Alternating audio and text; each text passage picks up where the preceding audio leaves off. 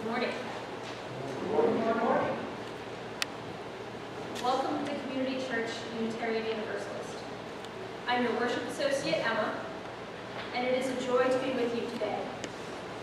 Community Church is a progressive, open-minded, inclusive religious community. We welcome all who are on a spiritual search for truth and meaning. Ours is a faith in action as we do the work of social justice and elevate compassion in our quest to live ethically, recognizing the inherent worth and dignity of every being. Please look to your weekly email for announcements. I do have one announcement about the service next week. Next week is the GNU service where all of our sister churches in the area will be invited. We'll be celebrating Earth Day in Fleur-de-Lis Park across the street, which means that we will have to do some setup. So anyone who can come early to help set up and bring things over to Fleur-de-Lis Park so that we can get it set up without too many people. The fewer hands, the easier it'll be. So if you can come a little early, that would be great. Also, if you have symbols of Mother Earth that you would like to bring for our altar, please do so. We plan to create four creatures. Which view? Well, what I'm seeing here, I mean, if I go in, closer. Yeah. And if anyone has drums or would like to bring a drum or play a drum, please let us know and maybe come talk to Nicholas about that. We're hoping to have a little bit of It'll change, it's drum delayed. circle. We'll see how many drummers we have. And also, please bring picnic lunch for afterwards to share. We hope to have a picnic in the park, plant-based if you are able, but know that you'll all bring whatever it is that you would like. Yeah, let's do it. Should people bring festival tables? Yes, thank you. If you bring festival chairs or folding chairs to sit on, that would mean that we don't have to bring so many chairs over from the church, and that would be great for everyone. So please bring a chair or two if you have them for yourself, and if you have an extra one for someone else. All right, I think that covered it. So this morning we are delighted to welcome to the pulpit Laura Miller, a longtime member of Community Church, and she will be leading us in dedicating our sanctuary in honor of Avis. In honor of Avis Obovinor. So we're all really looking forward to this special service today.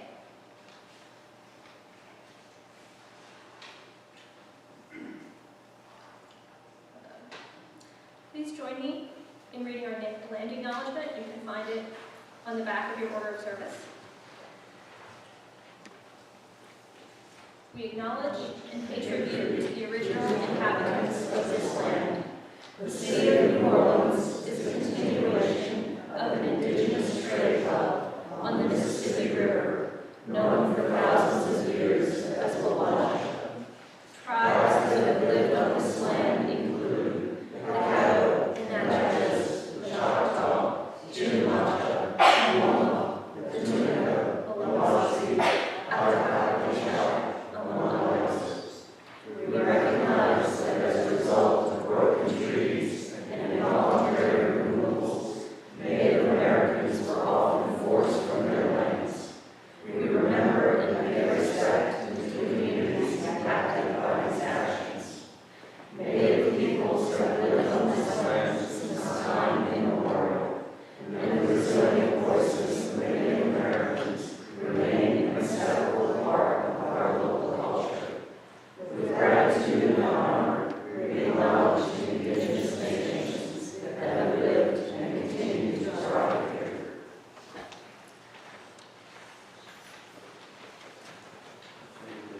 It is our custom to light a chalice, invoking hope and eternal truth to our worship.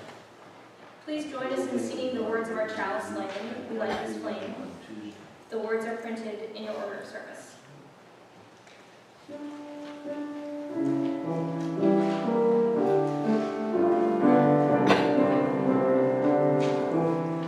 light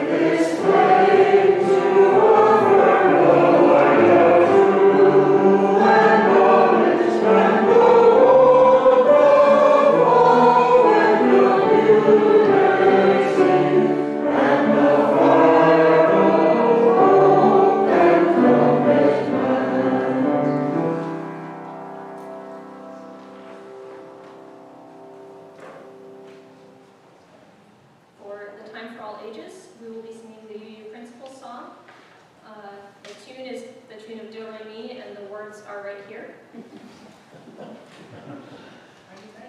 All right, I'm going to go through it once just to remind you guys how it goes.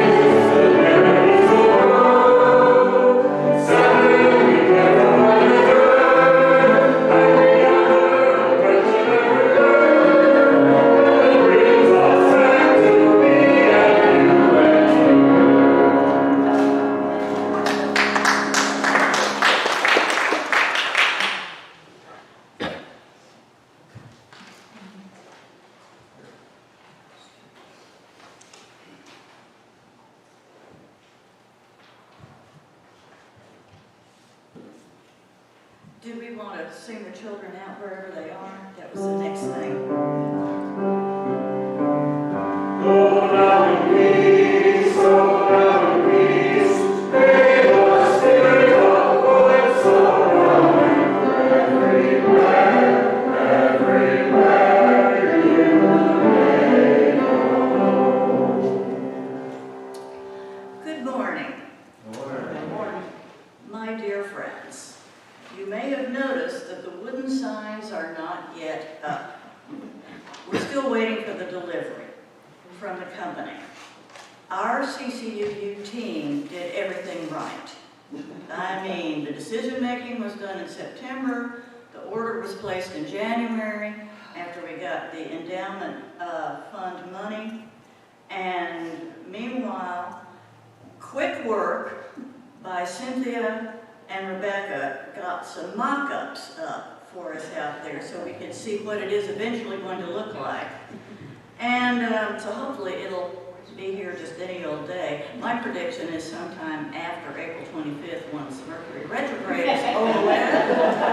But anyway, it's on the way, and we're still going to go through with our special service today.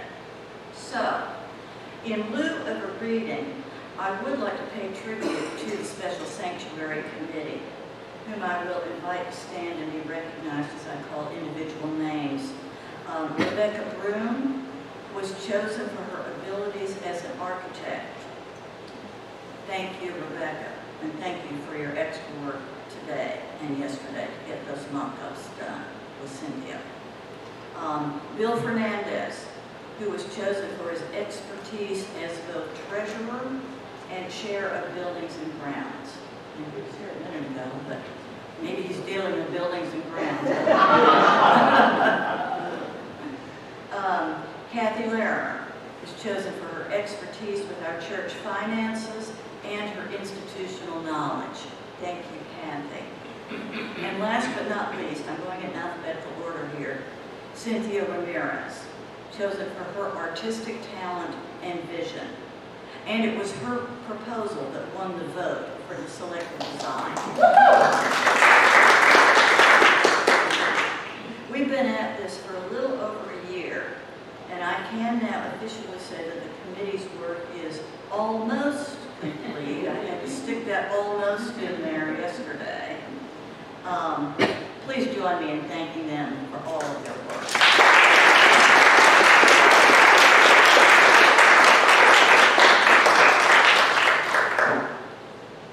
And now we are doing another hymn, number 304, in the great hymn.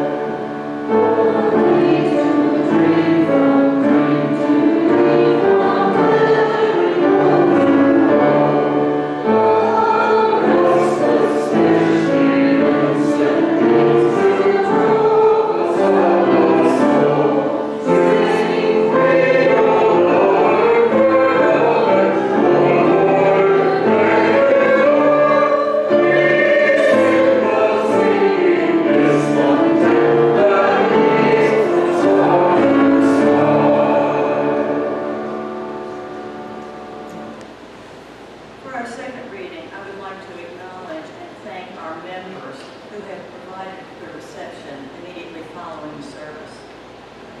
Michelle Firestone really stepped up in a huge way. She brought flowers, eggplant caponata with toast, and she did the legwork on the cake, which was provided by our president, Marcia Jan, but I think most of y'all know Marcia's not feeling well today, that's why she's not here. And so Michelle stepped up to order and to fetch the cake for us. Also Jane Powell, who has brought jambalaya, Sean Lowe, a green salad, Kathy Larimer, deviled eggs, Mary Ann, who is our regular coffee person today, brought several kinds of cookies, and they all look really good.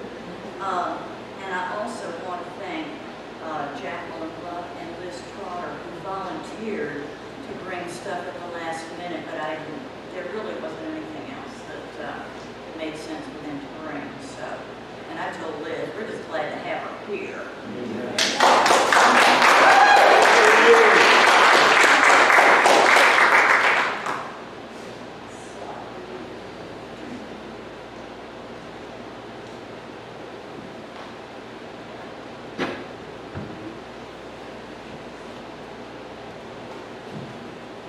This is our sacred time of joys and sorrows. If you are online, you may write your joys and sorrows in the comment section to be read aloud. In person, you may write them on one of the cards being passed out by our readers. Please remain seated as we sing our hymn, number 1068, Rising Green, which is in the teal hymn. 1068. Oh,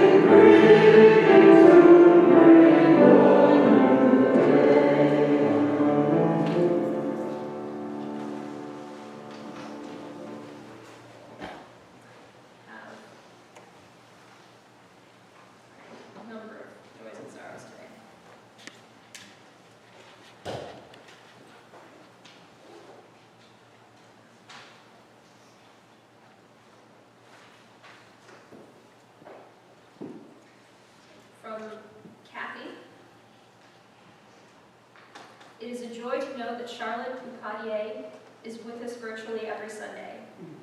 So here's a special hi to her.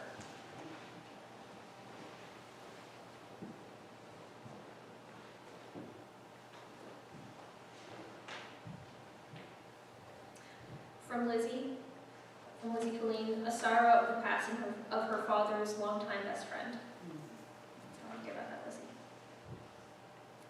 Another from Kathy. Gordon Patton had a bad fall. He hit his head hard and was taken by ambulance to the hospital, where he will be for a few days for further testing. This morning he is up, hungry, and speaking as before. So a sorrow, but sounds like there's some good news there too. From Marianne, very, very sad and disgusted to learn that Louisiana has opened a black bear hunting season.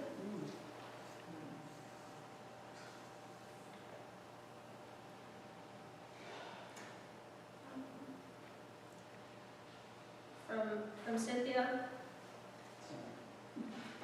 my precious cat, Talala, passed away 2 weeks ago. She will be greatly missed.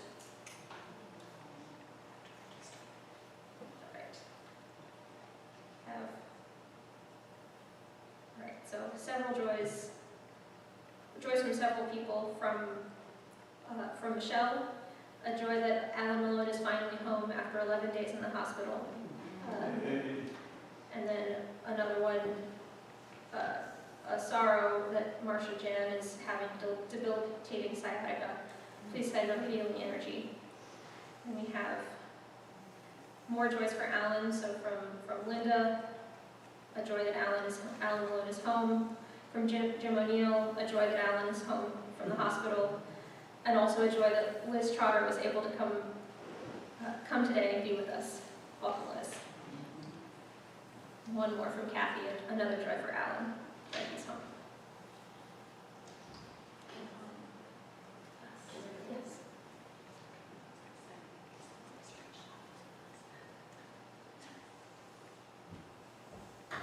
Hi, everybody. It's so great to be here. I just want to check off 4 things really quick. One, that I'm able to be here today. I'm still a work in progress. 2, I am now a grandmother. My daughter Cindy had a little baby boy, sweet baby James, that I was able to go see. And Rose is with me today, and with our church's support and help, she now has a work permit.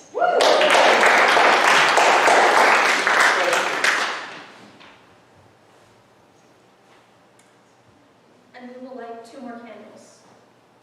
One for the joy still bubbling up, too new to share. And one for the sorrows that we cannot yet put into words. Know that we love you and hold you in our hearts.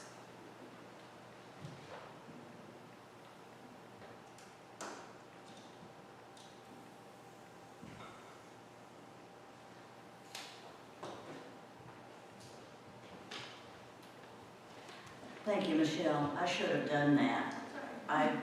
It's been too long since I've been here. I am sorry. Okay, so now, beloved Avis, a community dedication, which includes and involves all of us. Let me begin by reminding everyone that the title, Avis Sanctuary, was her own personal preference. As a woman born in the first quarter of the 20th century, it was expected that she would take on her husband's name. So, during her wonderfully long life, she did this several times. But as she said, she was always Avis, no matter the last name. And that's how she wanted to be remembered here. At Community Church, Unitarian Universalist, she was known by at least 2 last names. And they, along with her maiden name, will be on the bio plaque outside the crying room. And the mock-up is there now, if anybody wants to read it and see what it's eventually going to look like. It's been set up. Among Avis's many works, she was a teacher of French. Of interest to me is the fact that the French word Avis, spelled A-V-I-S, translates as opinion. We are here today to recognize one of her strongly held opinions, that New Orleans needs a Unitarian Universalist church. And she made sure that this one would continue. Recently, we learned that in addition to all of her previous gifts, she bequeathed CCUU $717,000. Way to go, Avis.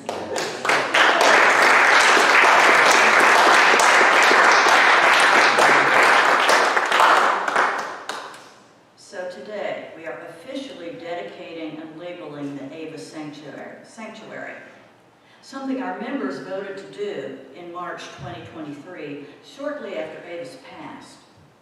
That vote at a special congregational meeting was both unanimous and enthusiastic. Many of you are likely not aware that her generosity and determination concerning her opinion extended beyond community church. I happen to know that she was also extremely generous to First Church, though we at CCUU have her heart, membership, and most generous gifts. She rescued our pledge drive any number of times, keeping us both solvent and healthy financially. After Hurricane Katrina destroyed our previous building, she contributed about 40% of the funds to erect this building. Additionally, she had been on the board of First UU Society in Westchester. Wherever she lived, she actively made contributions to support her religious community. We are now 2 days away from what would have been her 99th birthday on April 16th. And we are a week from Earth Day. So, yes, this date was carefully chosen with these anniversaries in mind.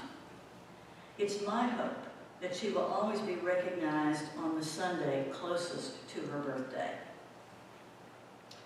Like so many of us, I consider Avis a dear friend and fellow spirit.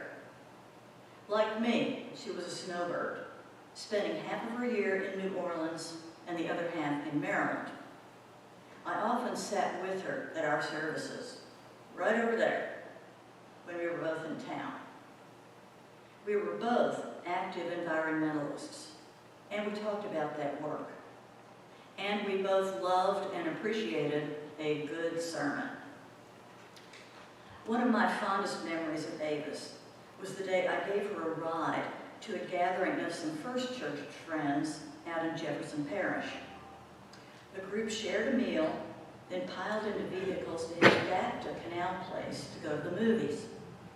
Our focus was the recently released On the Basis of Sex about Supreme Court Justice Ruth Bader Ginsburg and her early struggles as an aspiring female attorney in a man's world. We loved that movie and its heroine. I remember having wonderful conversations with Avis on that day's drives. A bit later, I will invite others to share memories of Avis. I'm not the only one to have them, that's for sure. In many ways, Avis's whole life was a dedication in service to the wider community. In addition to her church offerings, she touched people in numerous other ways. At the age of 5, during the Great Depression, she handed out sandwiches to the needy, hungry. This experience inspired her and set her on a lifelong path for social justice. She clearly recognized the inherent worth and dignity of every being, which is, of course, one of our UU principles. Avis was generous with her time and her love, as well as with her money.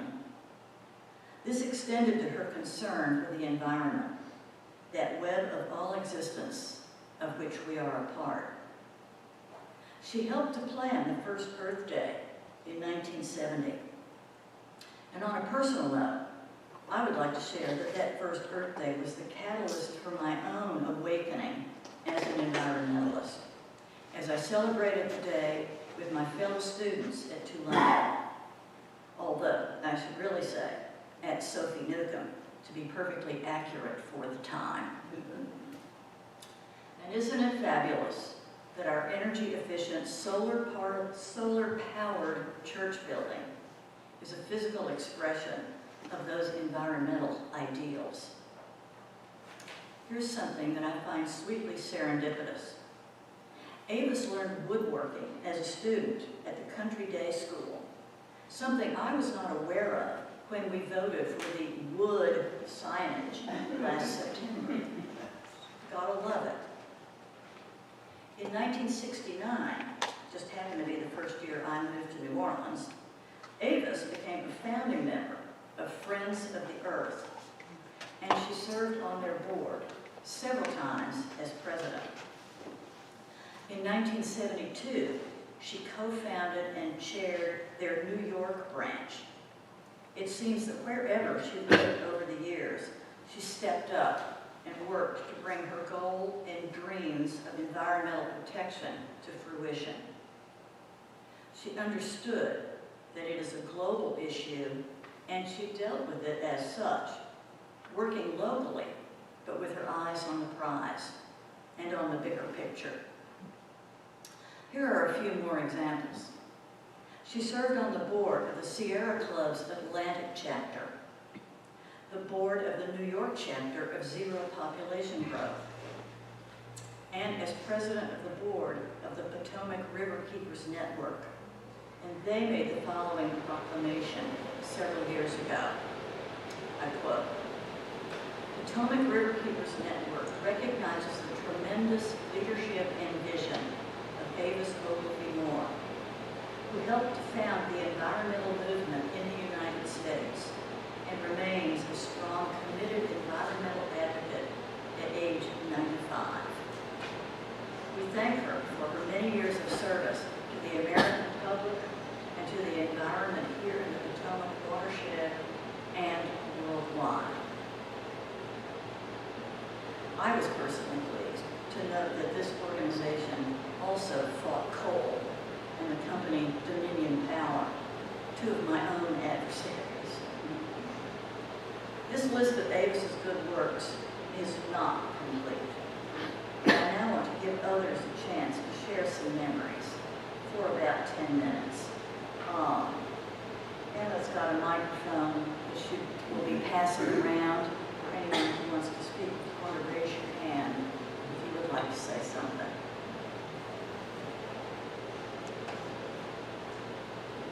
So a couple of things. There was one major contribution she made that you missed, which is that house next door. When we were the wandering tribes of Israel after Katrina, and I was actually living in Sarasota at the time, so every time I came back I had to figure out where we were so I could come. And Avis decided that was getting silly. So she bought the house next door and gave it to the church. When Bill, her husband, was 99 and I was still a financial advisor, Avis called me and said, "Bill has decided that he trusts you." And so Bill and I would sit out on the porch and talk stocks, mutual funds, and bonds, and Avis would sit there beaming, watching all of this. And when Bill passed, she wrote the best notes, just for everything. If you did anything that she took notice of, you got a note, and it was thoughtful and it was considerate. And when Bill passed, she sent me a note thanking me for those afternoons. Who does that? She was a magnificent, magnificent human being. Thanks, Elise.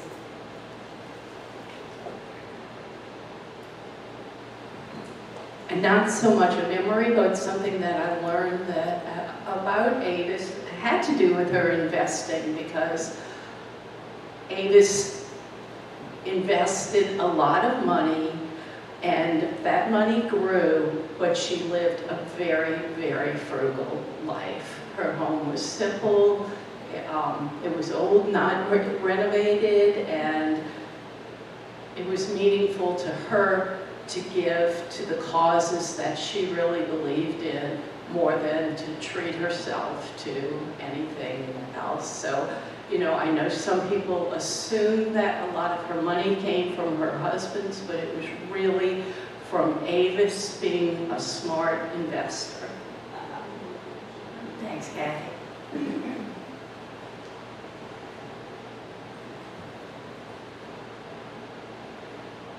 So a bit of fortuitous grace, I think, in that the day that Avis died, her daughter told me that they had listened to a sermon that I had delivered here. And the title of the sermon was Living a Life Worth Dying For. And she said that Avis just sat there and she said, checked each thing off, and she said, I think I'm ready. And her daughter left the room, and when she came back, she passed away. So it was amazing. And they say there is. Anyone else?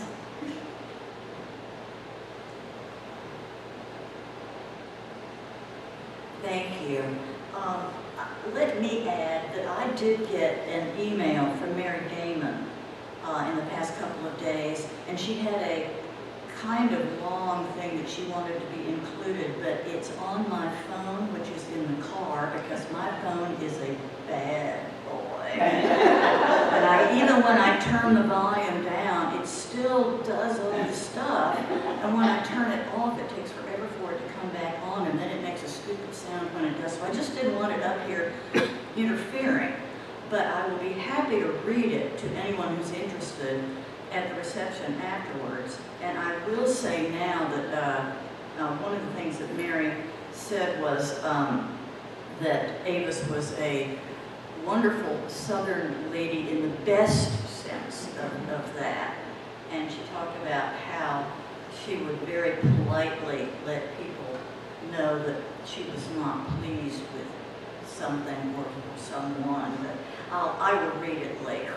But I didn't want bells and whistles going on in the middle of all of this. So that's why the phone is in the car. So this is going to be short and sweet then. In conclusion, while I was working on today's presentation, I've also been engaged in another cause at my Virginia home, trying to prevent multiple experimental nuclear reactors from being installed in that community. This involves confronting and trying to convince the stubborn and ignorant powers that be. Not easy work. It involves many hurdles and challenges. My point in mentioning it now, it's not about me. I mention it because I have found myself drawing inspiration from Avis in this fight. And I will continue to draw inspiration from her in any of the environmental and progressive things that I've worked on. Because for her to keep going the way she did, up into her mid to late 90s, I mean, just, that is worthy of being followed. And as a wonderful example.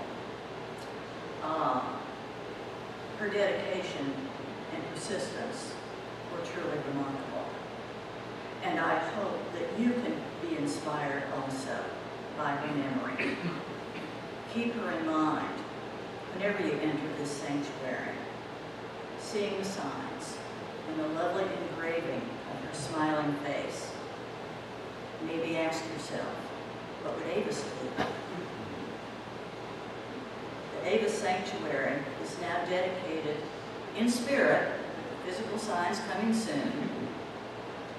May Avis's spirit always be with us. Thank you, and blessed be.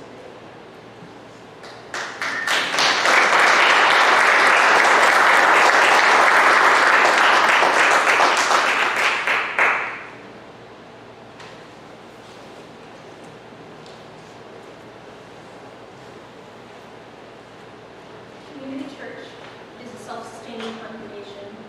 Members and friends' generosity help us to do the work bringing justice, spirituality, and compassion to our community and beyond.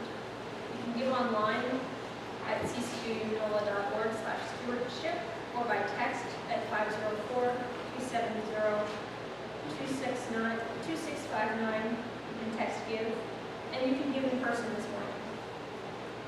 Today is the second Sunday of the month, and it is our custom to take up collection on the second Sunday for a cause our congregation and its social justice ministry support. Today we are supporting Grodat Youth Farm, and Gary Lloyd is going to say just a few words about Grodat.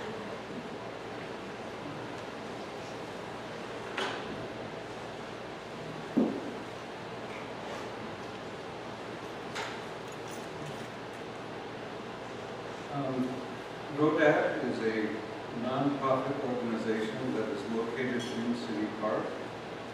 And the purpose of GoDad Youth Farm is to hire a diverse group of young people to teach them the meaningful work of growing food in an urban environment. And GoDad started in 2011. The youth produce about 50,000 pounds of organic produce each year. 20% of the food is donated to local organizations that distribute food to those in need. The youth workers also take home produce each week, and then the remaining food is sold to help fund the program. While learning to farm, the youth also learn life and leadership skills. The leadership program consists of 5 levels of increasing responsibilities and knowledge. After their core leadership program, which is their first year there, most alumni say GoDad helped them develop skills for future employment, help see themselves as a leader, and that they have learned to communicate with people who don't share their same demographic. One quote from a GoDad alumni: "I am a young person who's not afraid to speak my mind anymore. I'm better at communicating and better at helping others to communicate. I'm not afraid to teach people about the world among them." In addition to financial support, GoDad also needs community support.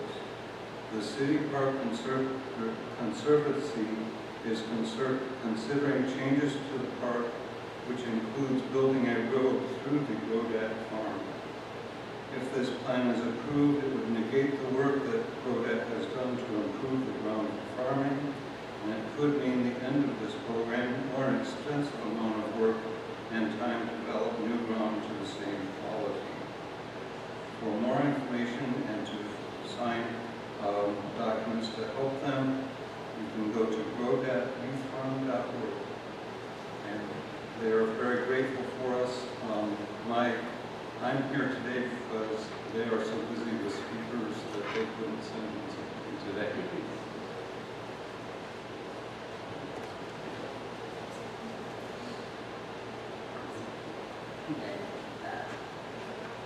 Our hymn will be number 172 in the gray hymnal, and number 172, Symphonatic.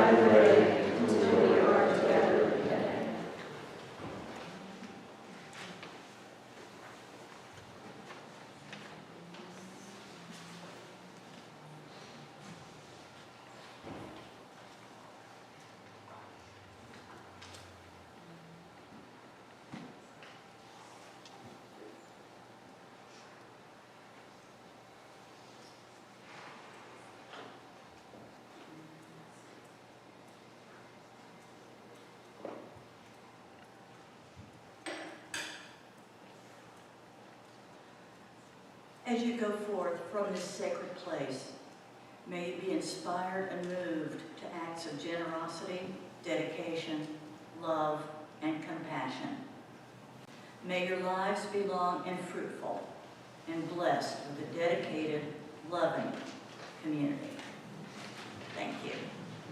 And please join us in the room that way. I can't remember what we call it. Fellowship Hall. Thank you. Fellowship Hall.